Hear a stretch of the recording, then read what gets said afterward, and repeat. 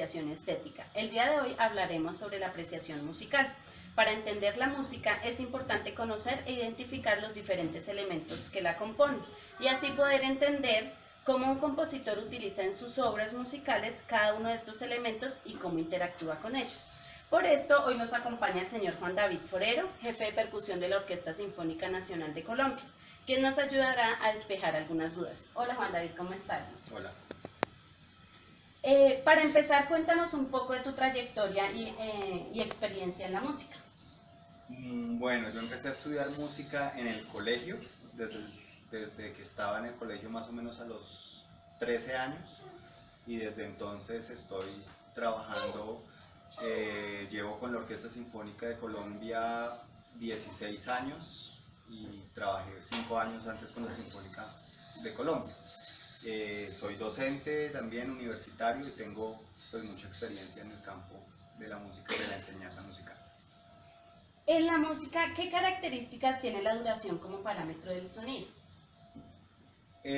Básicamente la duración del sonido es lo que nos dicta las posibilidades rítmicas que tenemos. O sea, la combinación de notas largas y notas cortas es lo que nos hace posible crear el ritmo.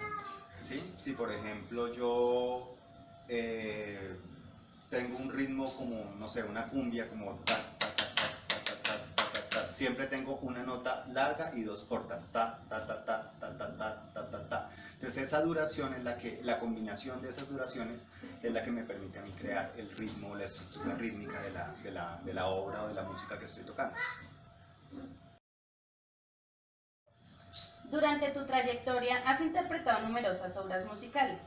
¿Podrías elegir una obra para poder entender los elementos que estamos estudiando?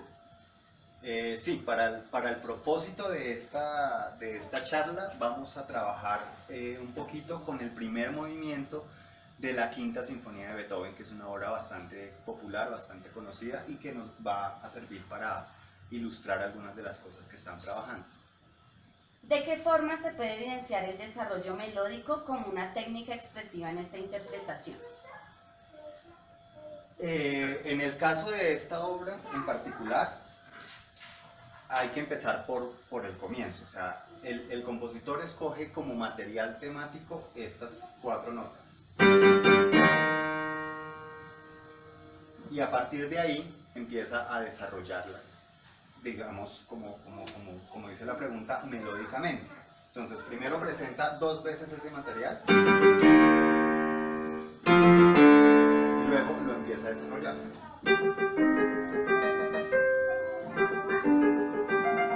Entonces, es el mismo material, pero de forma melódica.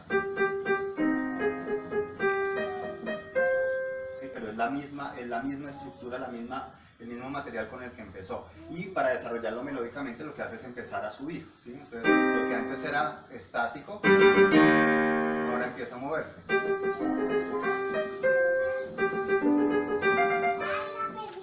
Esa es una forma de desarrollo melódico. En esta obra, ¿de qué manera se evidencia la polifonía y la armonía, siendo estos elementos constitutivos y expresivos de la música? Bueno, como ya vimos, una de las características de Beethoven es que él trabaja con materiales muy pequeños, pero a través de diferentes elementos de desarrollo logra hacer cosas muy interesantes.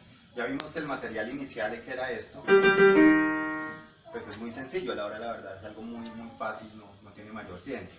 Pero veamos por ejemplo lo que hace más adelante con eso.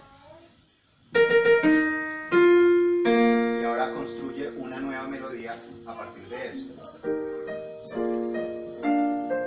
Pero en el fondo sigue sonando eso.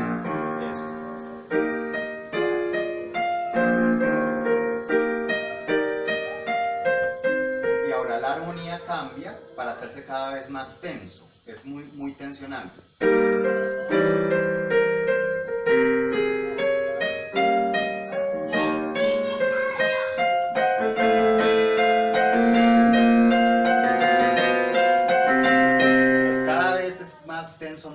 Más tenso hasta que llega a un acorde que resuelve esa tensión. Entonces lo que hace el compositor a través de la armonía es buscar acordes que sean muy tensos y crear, acumular tensión hasta lograr llegar a un punto nuevo de armonía, un acorde nuevo. ¿Cuál es la estructura rítmica y melódica que contiene esta obra musical? La respuesta es básicamente la misma anterior, es muy parecida porque, como les digo, Beethoven trabaja con materiales muy pequeños. Entonces, este motivo de 4 notas se va a repetir a lo largo de todo el movimiento, se va a repetir siempre. Lo que va a cambiar es la forma en la que aparece ese motivo. A veces es muy agresivo, a veces es muy melódico, ¿sí? A veces es incluso más, por ejemplo, casi heroico, como lo que hace acá. ¿Sí? Pero es el mismo motivo, lo que hace él es ese material transformarlo, darle caracteres diferentes. A veces es más agresivo, más heroico, más dulce, más tranquilo, pero todas las posibilidades, lo que hace de Beethoven un gran compositor es que con muy poquito material logra explotar al máximo todo el rango, pues, de las emociones humanas que sean posibles expresar con la música. Tú, como intérprete de esta obra, ¿de qué forma transmites a los oyentes que no tienen ningún tipo de conocimiento musical los sentimientos que el compositor quería mostrar en su obra?